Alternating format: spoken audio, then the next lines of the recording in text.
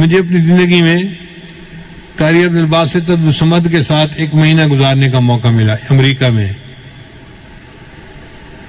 وہ قرآن مجید کی تلاوت کرتے تھے اور میں کبھی اردو کبھی انگلش اس سے متعلقہ کچھ بیان کر دیتا تھا. مجھ سے بہت محبت کرتے تھے. وہ میرا نام نہیں لیتے تھے, انہوں نے میرا نام رکھا ہوا تھا رجل صالح. ہمیشہ پوچھتے تھے این رجل صالح. نماز پڑھانے کا وقت آتا میں انہیں کہتا جی کہ آپ نماز پڑھائیں. وہ کہتے یہ کیسے پاسبل ہے کہ آپ کی موجودگی میں نماز پڑھاؤں, آپ پڑھائیں گے. تو میں تو قرات نہیں جانتا صحیح طرح, لیکن بہرحال وہ میری غلطیوں پہ صبر کر لیتے تھے اور میں نماز پڑھا دیتا تھا. ان کے اندر میں نے ایک خوبی دیکھی, ہر وقت قرآن کی تلاوت کرتے رہتے تھے, ہر وقت. یعنی ہم لوگ تو رمضان میں وقت کا خیال کرتے ہیں نا کہ جی قرآن پڑھیں فارغ نہ بیٹھیں. ان کی پوری زندگی کا یہ معمول تھا. ہم نے اندازہ لگایا کہ وہ شاید 1 قرآن مجید روزانہ پڑھنے کے عادی تھے.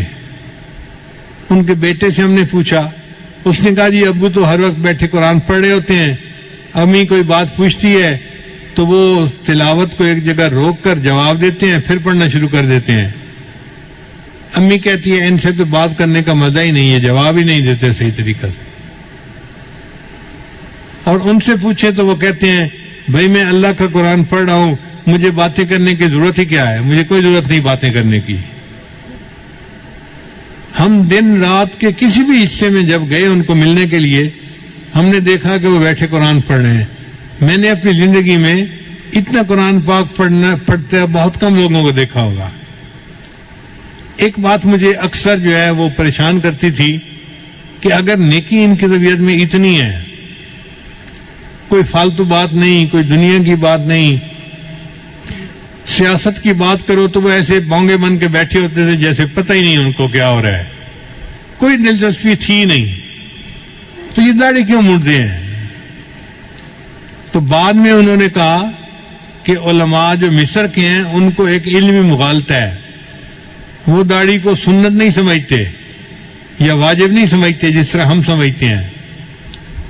وہ سمجھتے ہیں کہ داڑھی اس لیے رکھی جاتی ہے کہ مرد اور عورت کے درمیان فرق ہو سکے, دیکھنے سے پتہ چلے یہ مرد ہے اور جس کی داڑھی نہیں یہ عورت ہے. چنانچہ مصر کے علماء کو آپ دیکھیں گے تو وہ داڑھی اور مونچھ اکٹھی کبھی نہیں مونڈیں گے.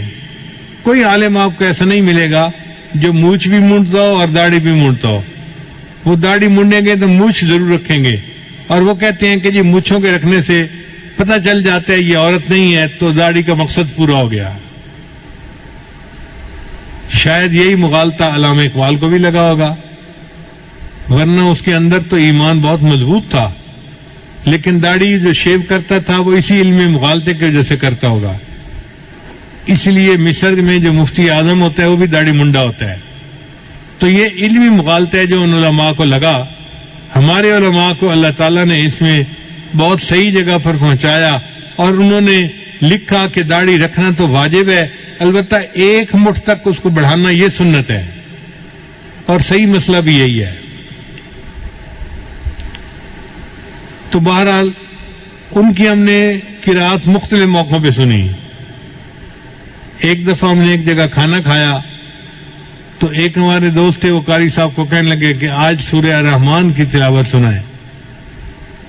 ہمیں برا لگا کہ لوگ ایسے ہی فرمائشیں کر دیتے ہیں, پتہ نہیں دوسرے کی طبیعت بحال ہے یا نہیں, فریش ہونا بھی تو ضروری ہوتا ہے نا. لیکن قاری صاحب سنبھل کے بیٹھ گئے اور انہوں نے سورہ الرحمن کی تلاوت کی اور دل خوش ہو گیا. کیا اللہ نے ان کو آواز عطا کی تھی. ہم تو پاس بیٹھ کے سنتے تھے نا ایسے.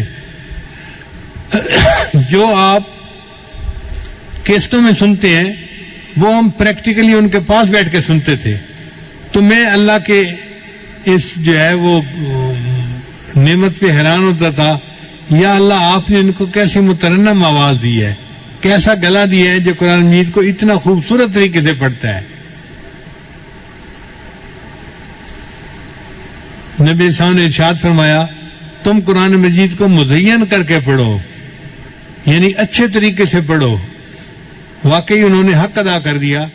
कुरान मजीद पढ़ते थे, दिल खुश हो जाता था।